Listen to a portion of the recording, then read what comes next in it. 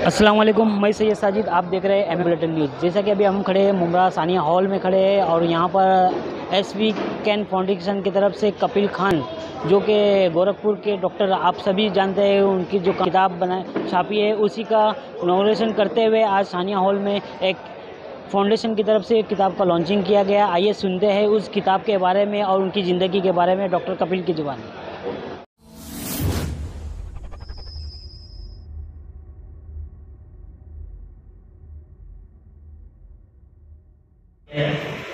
बहुत बहुत शुक्रिया डॉक्टर कपिल खान साहब।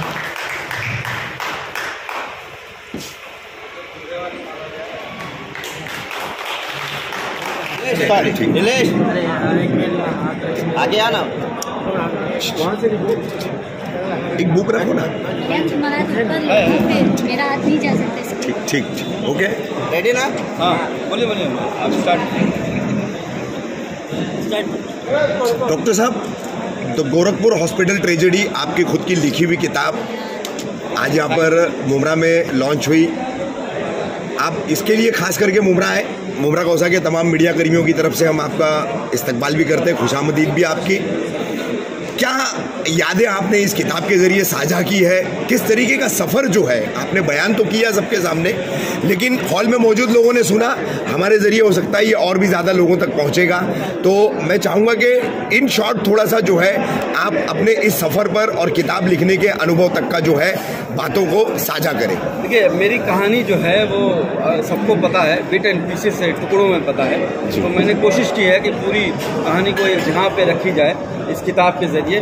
दूसरे जो है हर कोई जो है डॉक्टर कफील की बात करता है, पर उन 63 बच्चों की और 18 एडल्ट जो उस रात 54 घंटों में दम तोड़ दिया था ऑक्सीजन के अभाव में, उनकी कहानी है। जुडिशरी की कहानी है कि कैसे जुडिशरी स्लो हो गई है, देर में फैसले लेती है। इसके अलावा मीडिया, मतलब आप डिजिटल मीडिया मैं कहूँगा तब भी अभी भी निष्पक्ष है, अनबायस्ड है, पर कुछ मीडिया जो होती है उन्होंने किस तरह से रोल किया सीधे तौर पर main stream channels, main stream channel कह लीजिए, हाँ। लेकिन सारे मीडिया उसमें भी अच्छे कुछ हैं। तो मीडिया ने किस तरह से मुझे हीरो बनाया और एक 70 बच्चों का कातिल बना दिया। जेल में क्या होता है, जिस जेल में मैं था वो एक बैरक में 200 प्रिजनर रहते थे और एक टॉयलेट होता था। उसी के बगल में एक बैरक में मंत्री जी थे, आप लोगों को शायद नाम पता हो, 3 बार के मंत्री जी जिनको उम्र कैद हुई है, गोरखपुर के जेल में है, वो उस बैरक में अकेले रहते थे। टीवी था, पंखा था, कूलर था, बेड था और 4 लोग पैर दबाने के भी थे। तो जेलों में जेल की जिंदगी के बारे में लिखा है, किस तरह से अगर आपके पास पैसा हो तो आपकी ज़िंदगी आसान हो जाती है, और आप अगर सरकार की अगर नाराज़ हैं तो आपको जो है एक स्लेव से भी बदतर आपके साथ बिहेवियर किया जाता है। और सबसे इम्पॉर्टेंट बात है कि मैंने हेल्थ सिस्टम की बात की है जो बिखरा और टूटा हुआ है। मेरा अपना मानना है, इट्स नॉट बिकॉज ऑफ कोविड-19 our health system has collapsed. COVID-19 has just exposed our already collapsed health system. Doctor साहब, आपने बात करते वक्त एक बात साझा की सबके साथ कि ये किताब जो है आपने लिखी जो, तो इसको पब्लिश करने में काफ़ी दिक्कतें आई। पब्लिशर्स जितने भी होते हैं, प्रकाशक जो भी होते हैं, उनके ऊपर काफ़ी दबाव लाया गया। क्या जानकारी देंगे इस पर, किस तरीके का दबाव था? अभी इसका हिंदी और उर्दू संस्करण बाकी है। जी जी जी जी, हाँ, मलयालम से बात हो गई है। मैं अभी केरल में था, हाँ। और मैं प्राउड टू से दैट कि सबसे पहले वहीं से ऑफर आया। से कोई ऐसा दबाव नहीं था, वो ये कहते थे कि ये वाला पार्ट हटा दीजिए। जैसे ही आपको मैं पढ़ के सुनाना चाहूँगा कि how I became hero to villain. Unsuspecting of what was to come, I entered the cubicle where the VIP stood and greeted everyone. I had imagined that I will receive a pat on the back. जब मुझे मुख्यमंत्री के सामने 13 अगस्त को बुलाया गया, योगी जी के सामने, तो मुझे लगा शाबाशी मिलेगी। मैं खुशी खुशी वहाँ पे गया। The chief minister stared at me, ignoring my greeting. He was fuming, he was flushed and he was angry. गुस्से में थे, चेहरा पूरा इधर लाल था। तो तू डॉक्टर कफील है? I said yes sir. तो तूने सिलेंडर अरेंज किया था? Yes, sir. I acknowledge. I was disturbed by the way he was addressing me with the pronoun "तू". तू और आप में बड़ा फर्क होता है। पहली बार एहसास हुआ कुछ गड़बड़ हो गई है वहाँ पे, तो मुझे धक्का सा लगा कि ये क्या ऐसे चीफ मिनिस्टर क्यों ऐसे बोल रहे हैं। The CM then turned to a consultant and asked, ये 4-5 सिलेंडर लाके क्या कर लेगा? No one answered his question. Inside my head, a voice is screaming, not 4 or 5, we are in 500 cylinder in those 54 hours. तो तू सोचता है कि तू सिलेंडर लाके तो हीरो बन जाएगा, देखता हूँ तुझे। तो वो पब्लिशर चाहते थे मैं ये पार्ट हटा दूँ।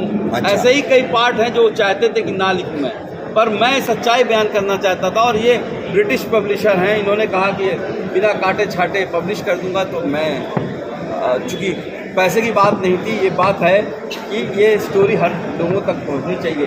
तो मेरी कोशिश है कि हिंदी जो हम सब की अपनी लैंग्वेज है, उर्दू जो हम घर पे बोलते हैं, वो उसमें भी आए।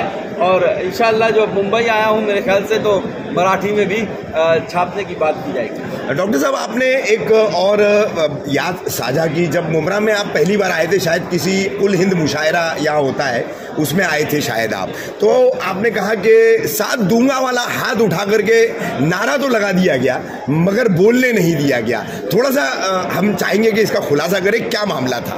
तो खुलासा जो है वो टीवी पे मतलब यूट्यूब पे आपको वीडियो मिल जाएगा। इतना ही कहना चाहूँगा, देखिए बहुत बार होता है कि आपको लगता है कि आपकी मदद की जाएगी, और लोग उस वक्त मैं नया जेल से निकला था, जो लोग बुलाते थे चला जाता था, कोई टीम नहीं थी। आपको जैसे यस वीकेंड फाउंडेशन ने बुलाया तो हमारी टीम जो मुंबई की यहाँ थी, उन्होंने बैकग्राउंड चेक किया, कैसे लोग हैं, क्या ऑर्गेनाइजेशन है, तब करेंगे। तो बस इतनी सी बात है। सर, ऐसा क्यों लग रहा है आपको कि आपकी ये किताब जो है बैन कर दी जाएगी? आपने क्यों ये बात? बहुत राज है इसमें, आपको अगर आप पढ़ेंगे किताब तो पता चलेगा। इसमें वो लेटर्स भी मैंने जो लगाए हुए हैं, ये लेटर देखिएगा 6 अप्रैल 2017 का लिखा हुआ है। और किसको लिखा है? मुख्यमंत्री को और स्वास्थ्य मंत्री को। मतलब 5 महीने पहले उनको खबर हो गई थी कि बीआरडी में ऑक्सीजन खत्म हो सकती है। तो ये लेटर जब कोर्ट में जाएगा तो ये लोग भी जेल में जाएंगे।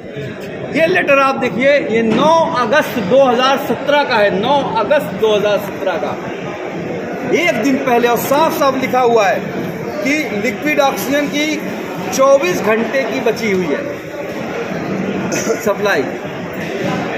इनको पता था कि बच्चे मर सकते हैं, इनको पता था कि वो गरीब हैं, आवाज़ नहीं उठेगी, इसलिए उनको मरने दिया गया। सिर्फ इसलिए पुष्पा सेल ने अपने एफिडेविट में हाई कोर्ट में कहा है, उसका भी मैंने यहाँ पे जिक्र किया है कि 10% कमीशन मिलेगा तो पैसा दिया जाएगा, और नहीं मिलेगा तो पैसा आपका 68 लाख रुपया नहीं दूंगा।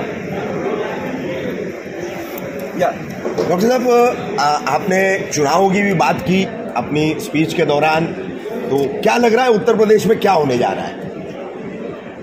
योगी जी तो गए हो, नहीं बोलूँगा। अच्छा, देखिए एक्सीडेंटल प्राइम मिनिस्टर की बड़ी कहानी आपने सुनी होगी। एक एक्सीडेंटल चीफ मिनिस्टर जिसने 30 साल में गोरखपुर की गड्ढों को ठीक नहीं कर पाए, वो पूरे उत्तर प्रदेश के 25 करोड़ लोगों के सरगना बने। क्या करते हैं? तो वो सिर्फ 5 साल कोई डेवलपमेंट की, किसी एजुकेशन की, कोविड में हमने देखा है। अभी हमने एक सर्वे किया था, हर गांव से 10 लोगों की मौत हुई है।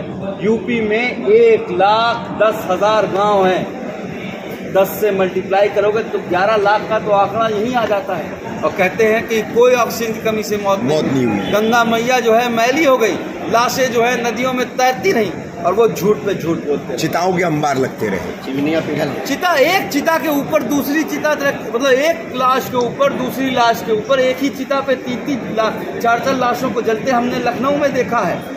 मतलब शमशान घाट में आपको जगह नहीं मिल रही थी तो पार्क में लोगों को जलते हुए देखा है। कब्रिस्तान में भी लोगों को 24-24 घंटे की वेटिंग लग रही थी। डॉक्टर साहब, आपने कहा योगी तो गए हो, ठीक है, लेकिन योगी जी ठीक है, बड़ी मैं इज्जत करता हूँ, मैं हमेशा उनको योगी जी महाराज बोलता हूँ जी। उत्तर प्रदेश के चुनाव में आपके नज़रिए से जब से आप जो है एक सामाजिक जीवन जीने लग गए हैं, डॉक्टर से एक्टिविस्ट बन चुके हैं, तो जो आपका आकलन क्या कह रहा है? जातिगत समीकरण भारी रहेंगे या ध्रुवीकरण की राजनीति हावी रहेगी, क्या रहेगा? अभी तो मुझे लग रहा है कि जो है बैकवर्ड और जो है फॉरवर्ड क्लास की जो लड़ाई है वही चल रही है। 85 जैसे योगी जी ने 80 बनाम 20 करने की कोशिश की थी, वो उसका उलट हो गया है और जो है 85 बनाम 15 की लड़ाई हो रही है और 85 एक जात इकट्ठा हो गए हैं। साइकिल देखा है, साइकिल का जो करियर होता है उस पर तो मुसलमान पहले ही बैठ चुका है। तो मुझे लगता है कि जो है चेंज आएगा। मेन जो यूपी की लड़ाई है वो फिर से मंडल और कमंडल के पास चली गई। किसी पॉलिटिकल पार्टी ने आपको ऑफर किया कि आप ये सोचा है कि आप सियासत में उम्मीदवारी या कैंपेनिंग किसी भी तरह का? देखिए, मैं इतना ही कहना चाहूँगा कि मैं डॉक्टर हुआ, मुझे खुशी होती है जब मैं किसी बच्चे का इलाज करता हूँ और वो बच्चा ठीक हो जाता है, तो दिल को सुकून मिलता है, उस रात नींद अच्छी आती है। पर जो मैं हेल्थ फॉर ऑल का जो कैंपेन लेके चल रहा हूँ, तो मुझे कभी कभी लगता है कि system is so corrupt that you have to come to the system to fix it. तो इंशाल्लाह कभी अगर लगेगा कि हाँ राजनीति में भी आना पड़ेगा तो आएंगे ज़रूर, कोई उससे दूरी नहीं है। लेकिन मुझे अभी जो लगता है कि एज अ डॉक्टर जो है मैं अपना जो जॉब कर रहा हूँ डॉक्टर्स ऑन रोड और मिशन इस्माइल के फाउंडेशन के थ्रू वो करता है। बहुत बहुत शुक्रिया खान साहब। हमारे चैनल को सब्सक्राइब करें, बेल आइकन जरूर प्रेस करें हमारी न्यू वीडियो सबसे पहले देखने के लिए।